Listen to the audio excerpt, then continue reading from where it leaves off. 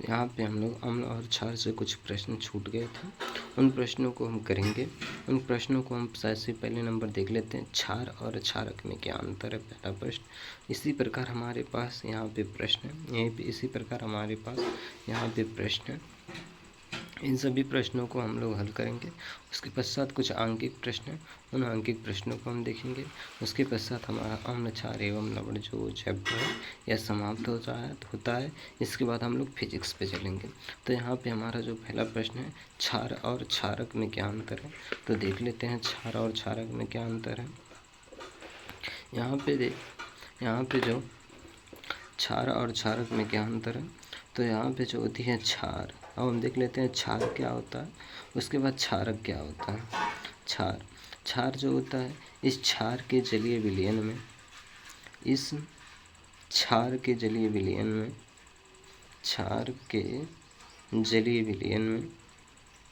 जो क्षार होते हैं, क्षार के जलीय विलयन में हाइड्रोजन आयन पहले से उपस्थित होता है। कौन सा हाइड्रोजन आयन पहले से उपस्थित होता है?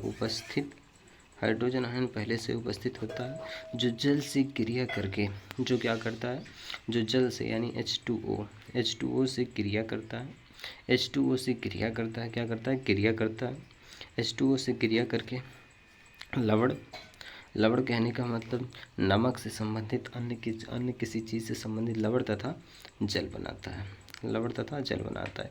वही जो हमारा क्षारक होता है, यहीं पे हमारा जो क्षारक होता है, यह क्षारक के जलीय विलयन में यानी क्षारक के जलीय विलयन में हाइड्रोक्साइड आयन उपस्थित होता है। कौन सा? हाइड्रोक्साइड आयन उपस्थित होता है इसके जलीय विलयन में। क्षारक के जो जलीय विलयन होते हैं, यानी यहाँ पे लिख सकते हैं जलीय विलयन।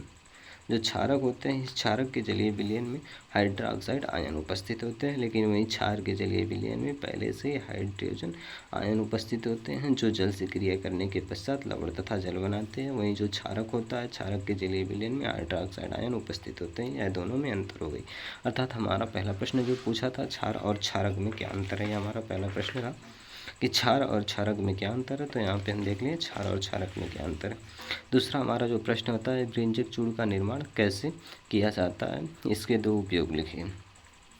तो फिर से एक बार प्रश्न को पढ़ते हैं हम लोग। व्यंजक चूर्ण का निर्माण कैसे किया जाता है? व्यंजक चूर्ण का दूसरा नाम है ब्लीचिंग पाउडर। ठीक है, इसका निर्माण कैसे किया जाता है, इसके दो उपयोग लिख लिए।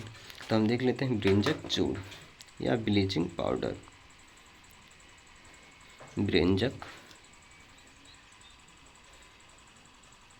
यहाँ पे लिखते हैं व्यंजक, यहाँ पे लिखते हैं व्यंजक चूर्ण या ब्लीचिंग पाउडर।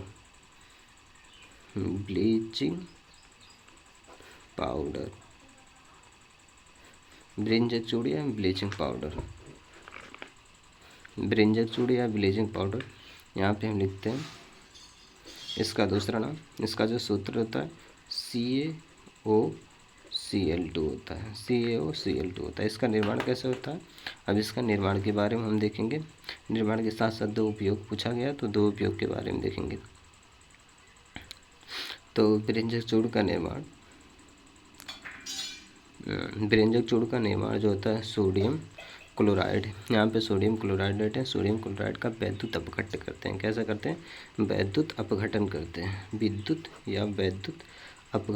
वैद्युत अपघटन कहने का मतलब या तो इसे जलीय विलयन में घोलते हैं, जलीय विलयन में अर्थात प्लस आयन या ऋण आयन देते हैं, या तो इसे प्लाज्मा अवस्था में करते हैं। प्लाज्मा अवस्था कहने का मतलब यह होता है इसे फिर भी तोड़ते हैं, यानी अवस्थाओं में तोड़ते हैं या जलीय अवस्था में करते हैं। जलीय कहने का मतलब थोड़ा सा प्लाज्मा अवस्था कहने का मतलब फिजिक्स का जो हम पढ़ते हैं प्लाज्मा अवस्था, जब लोहे को गर्म किया जाता है तो लोहे की परत प्लाज्मा अवस्था में बदल जाती है। उसी प्रकार या तो यानी NaCl सोडियम क्लोराइड को या तो प्लाज्मा अवस्था में या तो जलीय अवस्था में हम गलित करते हैं। गलित करने के पश्चात या आयन में तोड़ते हैं तो हमें क्लोरीन प्राप्त होता है।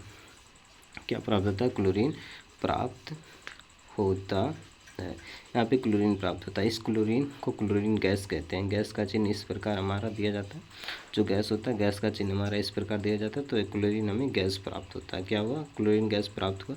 अब इस क्लोरीन गैस को प्राप्त को हम शुष्क बुझा हुआ चूना यानी कैल्शियम कैल्शियम हाइड्रोक्साइड से क्रिया करा देते हैं। जब कैल्शियम हाइड्रोक्साइड से क्रिया कराएंगे तो हमारा क्या प्राप्त होता है, तो हमें CaOCl2 ब्लीचिंग पाउडर तो हमें जाके प्राप्त होता है। जब हम इस क्लोरीन गैस का शुष्क बुझे हुए चूना यानी कैल्शियम हाइड्रोक्साइड से क्रिया कराएंगे, यानी क्रिया या अभिक्रिया कह सकते हैं, क्रिया कराते हैं। क्रिया कराने के पश्चात हमें एक पदार्थ प्राप्त होता है जिसे हम CaOCl2 जिसे हम ब्लीचिंग पाउडर या ब्रिंजक चूड़ कहते हैं। ओके, ब्लीचिंग पाउडर या ब्रिंजक चूड़ कहते हैं। कैसे प्राप्त हुआ इसके बारे में हमने बताया, एक बार फिर से बता देता हूँ। जब हम सोडियम क्लोराइड को वैद्युत अपघट्ट करते हैं, वैद्युत अपघट्ट कहने का मतलब यह होता है इसे जलीय अवस्था में लाके इसे तोड़ते हैं या प्लाज्मा अवस्था में ले जाके इसे तोड़ते हैं। प्लाज्मा अवस्था कौन सी होती है, तो प्लाज्मा अवस्था में हम लोग फिजिक्स में पढ़ेंगे अवस्थाएं 5 प्रकार की होती हैं, ठोस, द्रव, गैस, प्लाज्मा, बोसाइस्टीन। तो ये जो प्लाज्मा अवस्था होता है, प्लाज्मा अवस्था कहने का मतलब जब लोहे की राड को गर्म करते हैं तो प्लाज्मा अवस्था में बदलता है, प्लाज्मा अवस्था में बदलता है, तो उसमें भी आयन में बदलते हैं। तो वहाँ से हमें क्लोरीन प्राप्त होती है। जब हम यानी जल में तोड़ें या प्लाज्मा अवस्था में, तो हमें वहाँ से क्लोरीन प्राप्त होती है जिसे क्लोरीन गैस कहते हैं। जब क्लोरीन प्राप्त होता है जिसे क्लोरीन गैस कहते हैं। जब क्लोरीन गैस को शुष्क बुझा हुआ चूना यानी कैल्शियम हाइड्रोक्साइड से क्रिया कराते हैं। कैल्शियम हाइड्रोक्साइड से क्रिया कराने के पश्चात हमारा यह एक पदार्थ प्राप्त होता है जिससे ब्लीचिंग, यह हमें एक पदार्थ यानी कैल्शियम यानी कैल्शियम बाइकार्बोनेट नहीं कह सकते, इसे ब्रिंजक चूड़ कहते हैं, या हमें ब्रिंजक चूड़ प्राप्त होता है। सॉरी, हमने भूल गया इसका नाम, यानी यहाँ पे हमें ब्रिंजक चूड़ प्राप्त होता है। ओके, अब ब्रिंजक चूड़ के 2 प्रमुख उपयोग देख लेते हैं। उपयोग यानी ब्रिंजक चूड़ के 2 प्रमुख उपयोग ब्रिंजक चूड़ के 2 प्रमुख उपयोग देख लेते हैं। पहला उपयोग हमारा क्या होता है, यह जो होती है पहला उपयोग ब्रिंजक चूड़ का सूती वस्त्रों में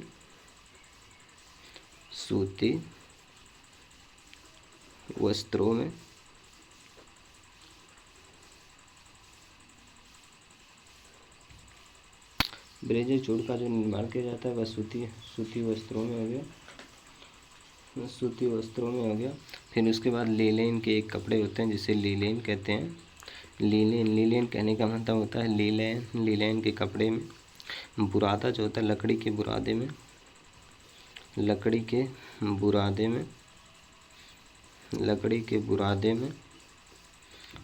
बुरादे में कागज़ के पन्नों में, जो कागज़ होती है कागज़ के पन्ने में साफ करने के लिए,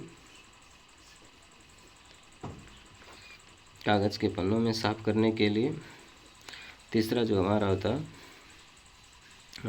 यह इस प्रकार उपयोग किया जाता है। दूसरा हमारा जो होता है ब्लीचिंग पाउडर जो होती है, या गंदगी, जैसे गंदगी कहीं पे है तो वहाँ पे गंदगी को थोड़ा बहुत मिसयूज या मिटाने के लिए भी किया जाता है। गंदगी यानी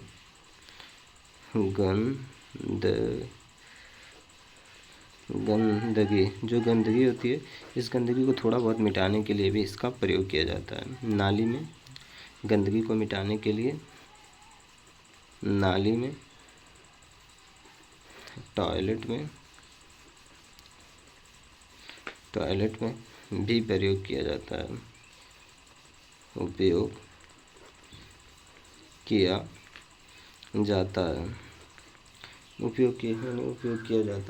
तीसरा हमारा होता है जो कठोर जल होती है। कठोर जल कहने का मतलब जो टंकी में जो जल होती है, यानी तीसरा हमारा जो होता है जो टंकी में जो जल होती है वह कठोर जल हो जाती है। उसका ज़्यादा यूज ना करने पे, प्रवाहन ना करने पे वो कठोर जल, अर्थात उसमें तो गंदगी आ जाती है। तो उसमें गंदगी आने के पश्चात हम थोड़ा बहुत ब्लीचिंग पाउडर का उपयोग कर देते हैं।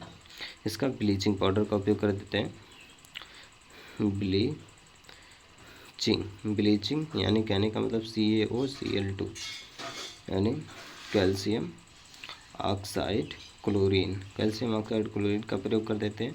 उसके पश्चात हमारे क्या होते हैं, जो कठोर जल होती है उनकी जो गंदगी होती है वो धीरे धीरे नीचे बढ़ते हैं, और जो कठोर जल होती है वह धीरे धीरे पीने के योग्य हो जाती है, अर्थात वह साफ़ हो जाती है और वह पीने के योग्य हो जाती है। क्या होती है, पीने के योग्य हो जाती है, पीने के योग्य हो जाती है। समझ में आया? फिर से एक बार हम बताते हैं उपयोग इसका पहला उपयोग है सूती वस्त्रों में। दूसरा लीलेन जिसे कहा है, अर्थात लैलून का एक कपड़ा आता है, उस लैलून के कपड़े में भी इसका प्रयोग किया जाता है। लकड़ी का जो बुरादा होता है जिससे हम घसते हैं, यानी लकड़ी जब हम बनाते हैं, बेड वेड बनाते हैं, तो लकड़ी का बुरादा जो निकलता है उस लकड़ी के बुरादे के रूप में भी इसका उपयोग किया जाता है, इस पर मार करके। तीसरा कागज़, जो कागज़ होता है, कागज़ के जब हम बनाते हैं, कागज़ की सफाई करने के लिए अर्थात प्लेन पन्ना देने के लिए हम ब्लीचिंग पाउडर का उपयोग करते हैं। दूसरा बार आता है कि जहाँ पे गंदगी होती है वहाँ पे गंदगी को, बदबूदार को थोड़ा कम करने के लिए अर्थात मिटाने के लिए इनका प्रयोग किया जाता है। गंदगी बदबूदार नालियों में भी किया जाता है, टॉयलेट में भी किया जाता है, अन्य जगह किया जाता है। तीसरा हमारा होता है कि जो होती है, जहाँ जहाँ हम देखते हैं बड़े बड़े स्कूल या कॉलेज की जो टंकियाँ होती हैं, उन टंकियों में जो देखते हैं कि बड़ी बड़ी टंकियाँ लगी होती हैं, तो उनका पानी 2 दिन 3 स्टोरेज रहने के पश्चात वह कठोर धीरे धीरे होने लगता है। तो उन कठोर जल को शुद्ध जल बनाने के लिए उनके ऊपर ब्लीचिंग पाउडर का छिड़काव किया जाता है। ये उसके उपयोग हो गए। कैसे, या कैसे ब्लीचिंग पाउडर कैसे बनता है, इससे पहले हमने बताया। तीसरा हमारा होता है निम्नलिखित सूचकांकों का रंग कैसा होता है। तीसरा हमारा जो प्रश्न यहाँ पे हमने देखा सोडियम हाइड्रोजन, अब हमारा तीसरा जो प्रश्न आता है सोडियम हाइड्रोजन कार्बोनेट यहाँ पे रहेगा, यहाँ पे हमारा कार्बोनेट रहेगा, सोडियम हाइड्रोजन कार्बोनेट को सोडियम बाइकार्बोनेट भी कह सकते हैं। सोडियम हाइड्रोजन कार्बोनेट के 2 उपयोग लिखे, तो हम इसका उपयोग नहीं लिखते हैं लेकिन पूरा समझने के साथ लिखते हैं। तो हम आते हैं अपने तीसरे प्रश्न पे। हमारा तीसरा प्रश्न है सोडियम बाइकार्बोनेट या सोडियम हाइड्रोजन कार्बोनेट को निर्माण विधि बताओ और उसका 2 उपयोग बताओ। निर्माण विधि यानी सोडियम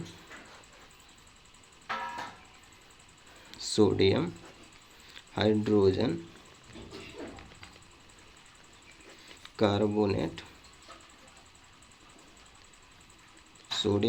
कार्बोनेट के निर्माण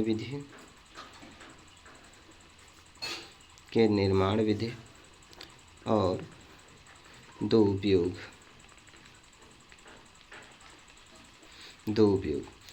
लेते हैं। अब इसकी निर्माण विधि को समझने के लिए हम इसका दूसरा नाम भी जान लेते हैं, सोडियम बाइकार्बोनेट होता है। इस सोडियम हाइड्रोजन कार्बोनेट का दूसरा नाम सोडियम बाइकार्बोनेट होता है, जिसे हम NaHCO3 कहते हैं। NaHCO3 कहते हैं। यह एक पाउडर के समान होता है। कैसा होता है? यह एक पाउडर के समान होता है। अब इसे समझने के पश्चात हमें एक टार्ट्रिक नामक अम्लमंद पदार्थ मिलता है। कौन सा? टार्ट्रिक नामक एक अम्लमंद पदार्थ मिलता है। यहाँ पे जो होती है टार्ट्रिक नामक एक अम्लमंद पदार्थ मिलता है। अब टार्ट्रिक नामक अम्लमंद पदार्थ होता क्या है? यह एक ऐसा पदार्थ होता है जो यदि हम दूध लेते हैं, दूध को गर्म करते हैं, गर्म करने के पश्चात इन्हें हम डाल देते हैं, तो यह दूध से पनीर के पर कन्वर्ट कर देती है। अर्थात बड़ी बड़ी फैक्ट्रियों में टार्ट्रिक अम्ल का ही प्रयोग किया जाता है पनीर बनाने के लिए, दूध से पनीर बनाने के लिए इसका टार्ट्रिक अम्ल का प्रयोग किया जाता है। टार्ट्रिक अम्ल एक मंद पदार्थ होता है। अब हम देख लेते हैं सोडियम बाइकार्बोनेट का निर्माण कैसे होता है। यहाँ पे इन दोनों के बारे में हम देख लेते हैं। इन दोनों को हम ध्यान रखेंगे, ध्यान रखने के पश्चात तब हमें यह निर्माण विधि समझ में आएगी। निर्माण देख लेते हैं।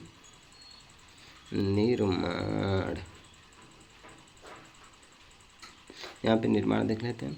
तो सोडियम बाइकार्बोनेट को, यानी सोडियम बाइकार्बोनेट बनाने के लिए लिखेंगे सोडियम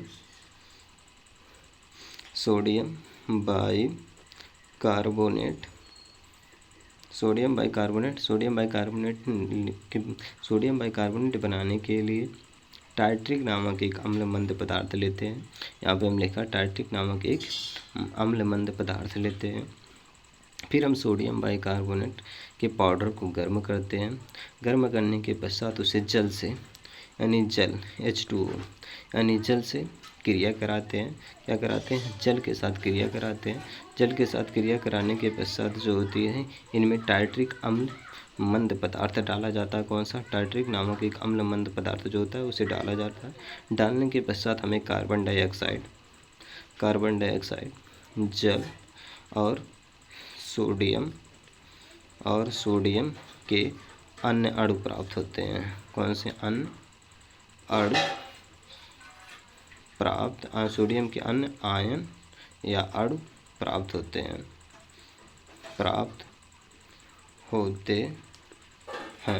सोडियम के अन्य अणु प्राप्त होते हैं, जिससे हमारा सोडियम बाइकार्बोनेट बन के तैयार हो जाता है। सोडियम बाइकार्बोनेट हमारा बन के तैयार हो जाता है। फिर से एक बार देख लेते हैं सोडियम बाइकार्बोनेट बन के कैसे तैयार होता है, या सोडियम बाइकार्बोनेट को बनाने के लिए कौन सी किस्में प्रयोग की जाती हैं। तो सोडियम बाइकार्बोनेट बनाने के लिए जो होता है हमारा सोडियम बाइकार्बोनेट का पाउडर होता है, अर्थात सोडियम बाइकार्बोनेट जो बनता है उसका उपयोग कहाँ किया जाता है, अर्थात उससे जो बनी हुई पदार्थें होती हैं उनका उपयोग हमारा क्या है? सोडियम बाइकार्बोनेट का तो डायरेक्ट तो आ गया ना। सोचेंगे सोडियम बाइकार्बोनेट तो बना है तो सोडियम बाइकार्बोनेट क्यों लेते हैं? तो सोडियम बाइकार्बोनेट के कुछ अणु लेते हैं जो उसमें क्रिया में भाग लेते हैं, वही हमारा का है सोडियम बाइकार्बोनेट या सोडियम हाइड्रोजन कार्बोनेट का निर्माण। तो सोडियम हाइड्रोजन कार्बोनेट के निर्माण के लिए उसे अणुओं में तोड़ना होता है, वह टूटेगा तभी वह क्रिया करेगा। तो उसी प्रकार हम तोड़ने की प्रक्रिया यहाँ पे बता रहे हैं, निर्माण करने की प्रक्रिया नहीं है, लेकिन यही निर्माण क्रिया करने की प्रक्रिया में भी यही लिखा जाता है कि सोडियम हाइड्रोजन कार्बोनेट के निर्माण करने की प्रक्रिया में हम सोडियम बाइकार्बोनेट लेते हैं और सोडियम बाइकार्बोनेट को गर्म करते हैं। गर्म करने के पश्चात उसे उसे क्या करते हैं? उसे जल जो होती है उसे जल में मिलाते हैं। जल में मिलाने के पश्चात टार्ट्रिक नामक जो अम्ल मंद पदार्थ होता है, इस अम्ल मंद पदार्थ में मिलाते हैं। अम्ल मंद पदार्थ में मिलाने के पश्चात हमारा जो होता है कार्बन डाइऑक्साइड, जल और सोडियम के अन्य आयन प्राप्त होते हैं। क्या होते हैं? अन्य आयन प्राप्त होता है। यही जो हमारा होता है कार्बन डाइऑक्साइड, यही जो होता है हमारा जो कार्बन डाइऑक्साइड होता है, इसे हम खमीर मठ कहते हैं। खमीर क्या कहते हैं? इसे हम खमीर मठ कहते हैं। इसे हम क्या कहते हैं? इसे हम खमीर मठ कहते हैं।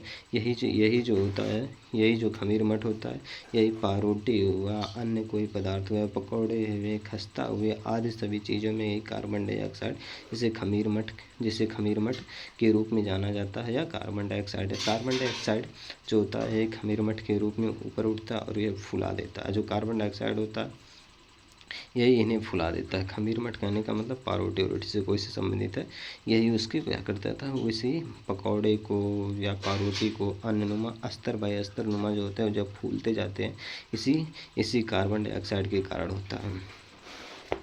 कार्बन डाइऑक्साइड के कारण, इसी कार्बन डाइऑक्साइड के कारण होता है। अब इसका उपयोग देख लेते हैं, यानी उपयोग के बारे में आ जाते हैं। वैसे तो हमें नहीं लगता कि मामा आपके समझ में आया, लेकिन समझाने की प्रक्रिया ऐसी इसी प्रकार किताब में दी हुई है तो हम किताब की भाषा में समझाएं। दूसरा हमारा होता है उपयोग, यानी उपयोग के बारे में हम देखते हैं मामा, यानी उपयोग के बारे में हम देखते हैं। यानी जो सोडियम बाइकार्बोनेट होता है एंटासिड, यानी एंटासिड, सोडियम बाइकार्बोनेट जो होता है ये एंटी एसिड नामक एक क्षारक होता है। एक क्या होता है? यह एक क्षार होता है। सोडियम बाइकार्बोनेट जो होता है एंटी एसिड नामक एक क्षार होता है, जो पेट में फैली हुई अम्लता, जो कुछ अन्य चीज़ें हम खाते हैं इसके कारण हमारे पेट में अम्लता फैल जाती है। अम्लता कहने का मतलब अम्ल फैल जाता है, वैसे हमारे पेट में अम्ल नामक होता है, जिसे HCl कहते हैं, हाइड्रोक्लोरिक अम्ल कहते हैं। यह हाइड्रोक्लोरिक अम्ल हमारे पेट में होता है। जब हम अन्य कोई चीज़ खाते हैं तो हमारे पेट में जो होती है अम्लता फैल जाती है, जिसके कारण जब हम इनका प्रयोग करते हैं सोडियम बाइकार्बोनेट का, तो यह एक क्षार होता है। इनसे रिएक्शन करके, अम्ल से रिएक्शन करके हमारे पेट को आराम पहुँचाता है। क्या करता है? आराम पहुँचाता है, आराम पहुँचाता, यानी आराम पहुँचाता है। दूसरा इसका जो कारण होता है, दूसरा कारण इसका पारोटी और रोटी से संबंधित है। दूसरा इसका कारण जो होता है अग्निशामक यंत्रों में भी इसका प्रयोग किया जाता है। जो अग्निशामक यंत्र होते हैं,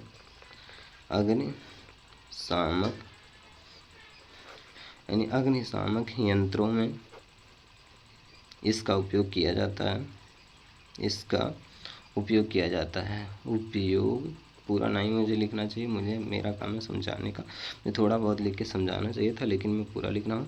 अग्निशामक यंत्र हमारा गलत लिखा, तो यहाँ पे हम दूसरा हमारा जो उपयोग होता है, अग्निशामक यंत्रों में भी इसका प्रयोग किया जाता है। एक बार हम फिर से पूरा टू पूरा रिपीट कर देते हैं मामा। कहा हमारा है सोडियम बाइकार्बोनेट का निर्माण विधि बताइए। तो सोडियम बाइकार्बोनेट का निर्माण विधि में हम क्या करते हैं, सोडियम बाइकार्बोनेट का पाउडर लेते हैं। उस सोडियम बाइकार्बोनेट के पाउडर को गर्म करते हैं। गर्म करने के पश्चात उसे जल से मिलाते हैं। जल में मिलाने के पश्चात यहाँ पे हमारा सोडियम बाइकार्बोनेट यहाँ पे हम सोडियम बाइकार्बोनेट का एक पाउडर लेते हैं। उस सोडियम बाइकार्बोनेट के पाउडर को हम गर्म करते हैं। गर्म कहीं नहीं लिखा है, नहीं, यहाँ पे सोडियम बाइकार्बोनेट को हम गर्म करते हैं। उसके पश्चात गर्म करने के पश्चात जो होती है हम जल में मिलाते हैं। जब जल में मिलाएंगे तो जल में मिलाने के साथ उसमें हम टार्ट्रिक नामक एक अम्लमंद पदार्थ डालते हैं। इस टार्ट्रिक नामक अम्लमंद पदार्थ डालने से हमें जो होते हैं कार्बन डाइऑक्साइड, जल और सोडियम के अन्य आयन या अणु प्राप्त होते हैं। इनसे यह जो कार्बन डाइऑक्साइड जो हमें प्राप्त हुए, यही कार्बन डाइऑक्साइड जो होती है यह एंटाएसिड नामक पदार्थों से, अन्य चीज़ों से बनी हुई होती हैं जो क्षारीय होती हैं। क्षारीय होती हैं। क्षारीय होने के जो साथ साथ होता है, क्षारीय होने के जो साथ साथ होता है, यही हमारी भोजन में भी प्रयोग किए जाते हैं, पकौड़े वकौड़े में भी प्रयोग किया जाता है। यही जो होता है कार्बन डाइऑक्साइड, यह जो होते हैं पारोटी को या खमीर मठ को या अन्य कई चीज़ों को या उभरे हुए अस्तर से उबार देते हैं, अर्थात इन्हें फुला देते हैं। अब इनका जो उपयोग लिखते हैं, यह हमारा बन गया। बनने के पश्चात इनका उपयोग थोड़ा बहुत भी बता दिया। अब इनका दूसरा उपयोग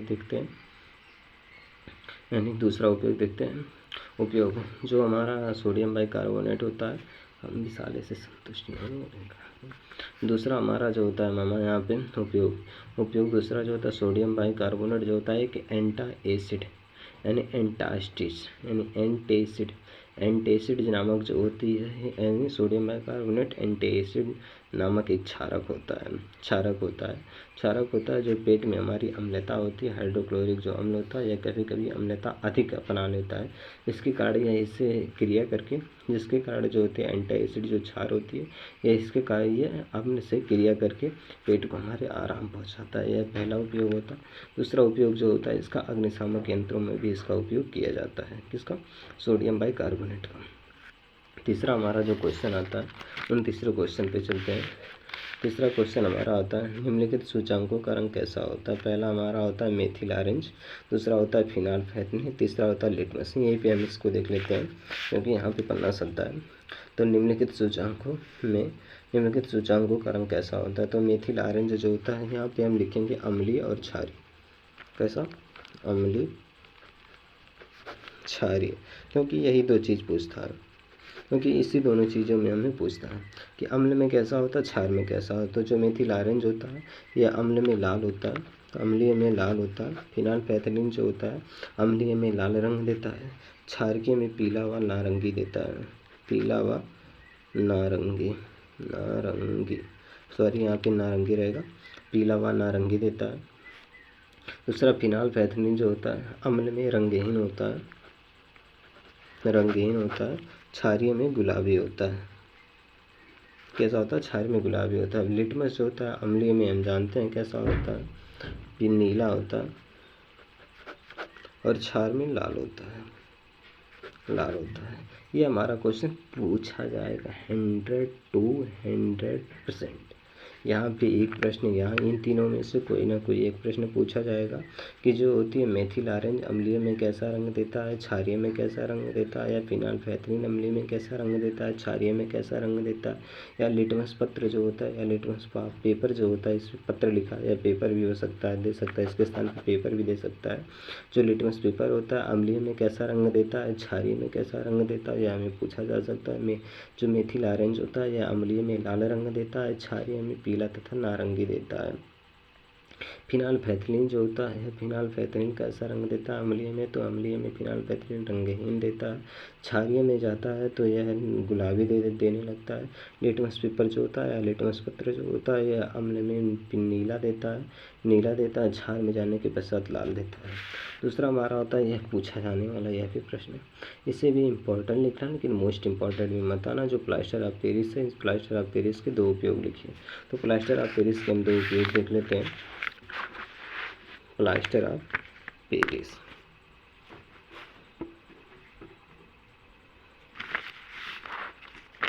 प्लास्टर ऑफ पेरिस के दो उपयोग देख लेते हैं। Plaster of Paris, plaster of Paris का दो उपयोग देख लेते हैं। तो प्लास्टर ऑफ पेरिस का दो उपयोग देखने के पश्चात हम देख लेते हैं। तो प्लास्टर ऑफ पेरिस होती है, एक प्रश्न यहाँ से पूछा जाता है कि प्लास्टर ऑफ पेरिस को शुष्क यानी अर्ध शुष्क बर्तनों में क्यों रखा जाता है। जो प्लास्टर ऑफ पेरिस होती है इसे अर्ध शुष्क बर्तनों में क्यों रखा जाता है। आगे इस क्वेश्चन को देख लेते हैं। प्लास्टर ऑफ पेरिस के दो उपयोग। तो प्लास्टर ऑफ पेरिस के दो उपयोग, प्लास्टर ऑफ पेरिस के दो उपयोग। पहला उपयोग यह होता है कि हम प्लास्टर ऑफ पेरिस का उपयोग देखते हैं कि जो हमारी हड्डी जब टूट जाती है, पैर की या कहीं की हड्डी टूट जाती है, कमर उमर की तो अलग बात है, लेकिन हाथ की या पैर की हड्डी जब टूट जाती है, टूटने के पश्चात उस पर प्लास्टर ऑफ पेरिस जिप्सम का प्रयोग करते हैं। उस जिप्सम को अर्धशुष्क बर्तन में रखते हैं, जिसके कारण उसका आधा ही पानी वह सोखता है। आधा पानी सोखने के पश्चात वह कठोर पूरा हो जाता है और पूरा हाथ को धर के जकड़ लेता है। इसे हम कह सकते हैं, सीधा सा कहने का मतलब प्लास्टर ऑफ पेरिस का उपयोग जो होता है हड्डियों को जोड़ने के लिए। कैसे? हड्डियों को जोड़ने के लिए प्लास्टर ऑफ पेरिस का उपयोग हड्डियों को जोड़ने के लिए। दांत होता है, दांत छोटे छोटे बच्चों का खराब हो जाता है तो उसमें मांझा कहते हैं, जो जिसे कहते हैं मज्जा भरने के लिए, दांतों में मज्जा भरने के लिए,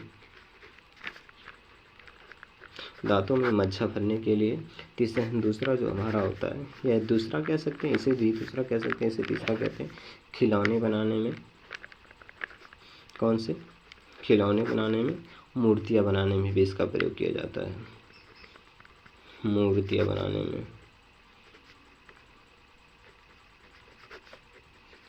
बनाने में भी इसका प्रयोग किया जाता है।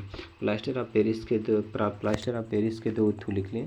पहला प्लास्टर ऑफ पेरिस क्या होता है? प्लास्टर ऑफ पेरिस के दो उपयोग यह होता है कि हड्डियाँ जब टूटती हैं तो प्लास्टर ऑफ पेरिस का उपयोग किया जाता है उन्हें जोड़ने के लिए। दूसरा जो हमारी दांत होती है, उन दांत में कभी कभी छोटे बच्चे जो होते हैं चॉकलेट खा के या अन्य चीज़ें खा के दांत सड़ा लेते हैं और दांतों के बीच देखते हैं तो खोखला रहता है, अर्थात काली काली हो जम जाती है और उन्हें खोखला होता है। तो उसमें जो होता है मांझा जिसे कहते हैं, उस मांझा को भराने के लिए प्लास्टर ऑफ पेरिस का प्रयोग किया जाता है। तीसरा हमारा होता है खिलौना, चौथा होता है मूर्तियाँ बनाने के लिए।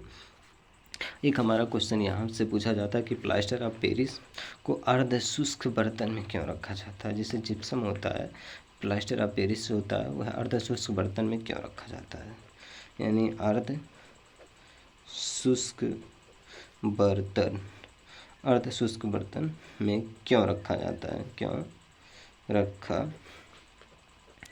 है, यह क्वेश्चन पूछा नहीं जा सकता लेकिन हो सकता है कि बाबा कैसे पूछ लिया जाता है। जो प्लास्टर ऑफ पेरिस होता है इसे अर्धशुष्क बर्तन में इसलिए रखा जाता है क्योंकि यहाँ इस पर जिप्सम होता है। जो जिप्सम होता है, जिप्सम अर्थात CaSO4 जिसे हम कहते हैं जिप्सम। यह जो होता है जिप्सम जो होता है पानी से क्रिया कर लेता है और पानी से क्रिया के पश्चात पानी को पूरा सोख लेता है। यदि अर्धशुष्क बर्तन में ना रखा जाए तो प्लास्टर ऑफ पेरिस अर्थात कैल्शियम सल्फेट जो होता है, कैल्शियम कार्बोनेट शायद रहेगा, कैल्शियम कार्बोनेट रहेगा, CO3 यानी कैल्शियम कार्बोनेट, जिसे हम जिप्सम कहते हैं। अर्थात कैल्शियम जो कार्बोनेट होता है वह पूरे के पूरे बर्तन से क्रिया कर लेता है, अर्थात पूरा पानी अपने अंदर सोख लेगा, पूरा पानी सोख के खूब कठोर बना लेगा। इसे काटना मुश्किल होता है, इसलिए जो होता है इसे अर्धशुष्क बर्तन में रखा जाता है ताकि थोड़ा थोड़ा पानी इसे सोखे और थोड़ा थोड़ा ये कठोर होता जाए। अब आते हैं हम अपने अगले क्वेश्चन पे। प्लास्टर ऑफ पेरिस हो गया। pH का गणितीय परिभाषा क्या है? तो pH का गणितीय परिभाषा हम देख लेते हैं। इसी pH की गणितीय परिभाषा के आधार पे हम अपने आगे जो होते हैं सवालों को लगाएंगे। pH का गणितीय परिभाषा देख लेते हैं आगे हम।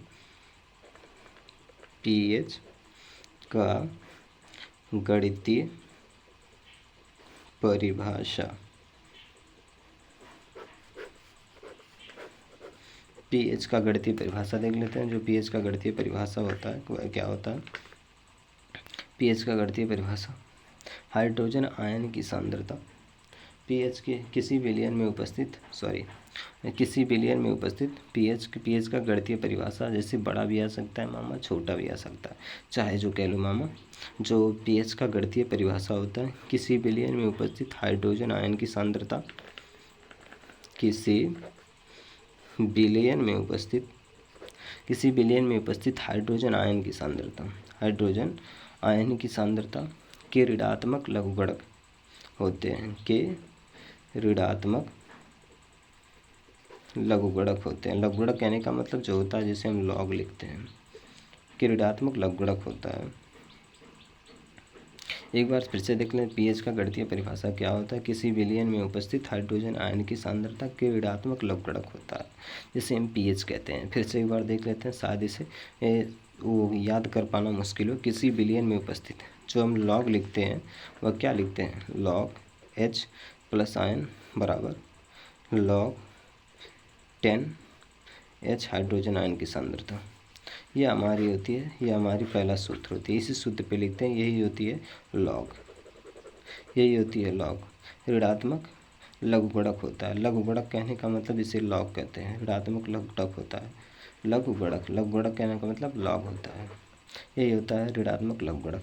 किसी विलयन में उपस्थित हाइड्रोजन आयन की सांद्रता के ऋणात्मक लघुगणक होता है। यही होता है पीएच का गणितीय परिभाषा। तो पीएच का गणितीय परिभाषा का सूत्र यहाँ पे पहले हो गया, अर्थात पीएच बराबर log -log 10H की pH पावर 100 सांद्रता। यह पहला सूत्र होता है। दूसरा सूत्र हमारा होता है मामा H OH बराबर log 10 पावर -14। हाँ, 10 पावर -14 यह दूसरा सूत्र हमारा होता है। इन दूसरे सूत्र से हम लगाते हैं। जब दूसरा सूत्र हमारा पूछेगा हाइड्रा ऑक्साइड आयन की सांद्रता, तो हाइड्रा ऑक्साइड जो एक आयन की सांद्रता यदि हमारा दे दिया रहता, यदि हमारा हाइड्रा ऑक्साइड आयन की सांद्रता यदि हमें दे दिया रहता, इसे कहते हैं हाइड्रा ऑक्साइड आयन की सांद्रता, यानी इस हाइड्रा ऑक्साइड आयन की सांद्रता हमारा कह दें 1 × 10 पावर -12। 1 × 10 पावर -12, तो ये है 1 × 10 पावर -12 कि हमें सांद्रता निकालनी है। तो सांद्रता निकालने के पश्चात हाइड्रोजन यही रहने देंगे, हाइड्रोक्साइड के स्थान पे लिखेंगे। तो हाइड्रोक्साइड पे लिखेंगे 1 × 10 पावर -12, तो नीचे आएगा तो हाइड्रोजन आ जाएगा, अर्थात हो जाएगा log × 10 पावर -14 बटे, यानी log के बटे आ जाएगा 1 × 10 पावर -12, ऊपर जाएगा तो प्लस में हो जाएगा, अर्थात 10 पावर 14 प्लस 10 पावर 12, तो घट जाएगा, अर्थात 10 पावर 2 आ जाएगा। 10 पावर 2 इसका आंसर आ जाएगा। कहने का मतलब यदि हाइड्रा ऑक्साइड आयन दे दे, यदि हाइड्रा ऑक्साइड, कहने का मतलब हमारा यह है, यदि हमसे हाइड्रा ऑक्साइड आयन पूछे मामा, तो हाइड्रा ऑक्साइड आयन के जगह पे हम क्या लिखते हैं? जो हाइड्रा ऑक्साइड आयन देते हैं वह 10 पावर -14 में से घटा देते हैं। यदि हाइड्रोजन आयन की सांद्रता देते हैं, तो हाइड्रोजन आयन की सांद्रता जितना प्लस में दे उधर जाके उतना वही माइनस में हो जाता है, अर्थात इधर ये प्लस में दे तो उधर जाके माइनस में, यदि माइनस में इधर रहे तो उधर जाके प्लस में, वही उसकी आंसर हो जाती है। सटीकता से कहते हैं, इसलिए कॉन्सेप्ट मैंने दिया। यदि हमें हाइड्रोजन आयन की सांद्रता इधर पे, हाइड्रोजन आयन की यदि हमें इधर सांद्रता कहे, तो हाइड्रोजन आयन की सांद्रता यदि हमारे 10 पावर -3 है, तो इसका उत्तर हो जाएगा 10 पावर +3। ओके। यदि हाइड्रोक्साइड की सांद्रता कहे, यही हाइड्रोक्साइड का सांद्रता बना दिया होता तो 14 में से घटा देते, यानी 10 पावर -14 में से 3 घटा देते, 3 घटा देते तो कितना आ जाता? 11, तो हो जाता 10 पावर 11, 10 पावर 11 इसका आंसर हो जाता। सेम प्रोसेस यही है मेरा। ओके। अब हम आंकिक प्रश्न के बारे में देख लेते हैं। यही आंकिक प्रश्न के बारे में देख लेते हैं। आंकिक प्रश्न के बारे में हमारा यही कहा है, हमने जो बताया, यदि हाइड्रोजन आयन रहे, हाइड्रोजन आयन की सांद्रता पूछे, तो हाइड्रोजन आयन की सांद्रता यदि हमारा प्लस में दिया रहेगा तो उधर जाके माइनस में हो जाएगा, वही सेम प्रोसेस उधर जाके माइनस में हो जाएगा। यदि यही हमारा माइनस में इधर दिया हो तो उधर जाके उसकी सांद्रता प्लस में आ जाती है। ओके, अब हम देखते हैं क्या किसी विलयन में उपस्थित हाइड्रोजन आयन की सांद्रता। यहाँ पे हाइड्रोजन आयन की सांद्रता देखो हमें दिया है, कहना 10⁻6 मोल है। एक विलयन में उपस्थित हाइड्रोजन आयन की सांद्रता 10⁻6 मोल है। इस विलयन में पीएच का मान बताइए, यह अम्लीय है या क्षारीय है। तो अम्लीय और क्षारीय के लिए हम जानते हैं, यदि हमारा 1 से 7 तक रहेगा तो अम्लीय होगा, 7 पे रहेगा तो उदासीन होगा, 7 से लेके हमारा 14 तक रहेगा तो यह क्षारीय होगा। यह हम पहले से ही जानते हैं। तो हमने क्या कहा, यदि हाइड्रोजन आयन की सांद्रता पूछता है तो इधर यह प्लस में है तो उधर जाके माइनस में हो जाएगा, यानी इसका उत्तर हो जाएगा 6। इसका उत्तर इसका जो उत्तर आ जाएगा, हाइड्रोजन आयन की जो सांद्रता होगी वह हाइड्रोजन आयन की सांद्रता +6 होगी, अर्थात +6 होगी। तो +6 किस में आता है, हमने कहा 1 से 7 तक अम्लीय होता है, अर्थात यह अम्लीय होगा। यह क्या होगा, यह अम्लीय होगा। हमने पहले ही कहा कि मामा हाइड्रोजन आयन की सांद्रता जो होती है, एक बार फिर से देख लो, यदि हाइड्रोजन आयन की सांद्रता पूछे तो इधर जो होती है, यदि हमारा प्लस में कोई भी अंक इधर हमारा प्लस में दिया है तो सेम वही अंक उधर जाके माइनस में उत्तर आ जाएगा। यदि माइनस में दिया है तो माइनस में उत्तर आ जाएगा। यदि यही माइनस में इधर दिया है, हाइड्रोजन आयन की सांद्रता इधर माइनस में दिया है, तो उसकी जो अम्लता होगी या क्षारता होगी, हाइड्रोजन आयन की सांद्रता जब निकालेंगे तो उधर जाके वही अंक प्लस में हो जाएगी। ओके, यदि वहीं हाइड्रोक्साइड दे दिया होता, यदि वहीं नीचे देखो हाइड्रोक्साइड आयन की सांद्रता दिया है, यदि वहीं हाइड्रोक्साइड की सांद्रता के स्थान पे कुछ दिया रहता तो वही हाइड्रोक्साइड की सांद्रता पे हमारा जैसे 10⁻8 दिया है तो उधर जाके हमारा 14 में से घट जाएगा, 14 में से 8 घटा देंगे तो कितना आ जाएगा, 8 6 14, तो ये 6 आ जाएगा। तो 6 आ जाएगा तो विलयन की जो सांद्रता होगी वह 6 होगी। ओके, 14 याद रहे, हाइड्रोक्साइड जब दिया रहे तो हाइड्रोक्साइड देने के पश्चात जो होती है 14 में से हम घटा देते हैं जितना हाइड्रोक्साइड की सांद्रता दिया रहता है। वहीं हाइड्रोजन की सांद्रता रहे तो हाइड्रोजन की सांद्रता वही सेम, अंक बदल जाता, अंक कहने का मतलब चिन्ह बदल जाता है, प्लस है तो माइनस में हो जाएगा, माइनस है तो प्लस में हो जाता, सेम प्रोसेस सही है। दूसरा हमारा दिया है, एक विलयन में हाइड्रोक्साइड के आयन की